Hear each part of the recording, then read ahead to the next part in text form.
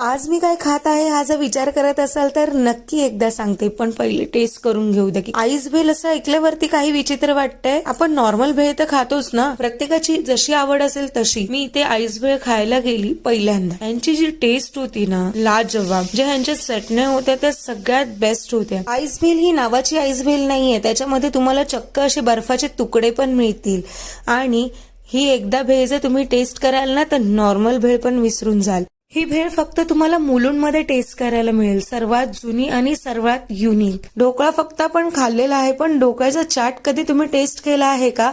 नाही ना, तर स्पेशली ढोकळा चाट पण टेस्ट करायला तुम्ही इथे नक्की जा. आम्ही इथे काकांना आमच्यासाठी एक बनवायला तर सांगितली, पण त्यांना ऑर्डरवर ऑर्डर तर चालूच होते. पण काकांनी आमच्यासाठी ती बनवायला घेतली. बघा तुम्ही, ते केळीच्या पानामध्ये मस्त अशी ही भेळ बनवली जाते. ह्याच्यात टाकली जातात कुरमुरे, फरसाण, पापडी, वेगवेगळ्या प्रकारच्या सगळ्या गोष्टी आणि त्याच्या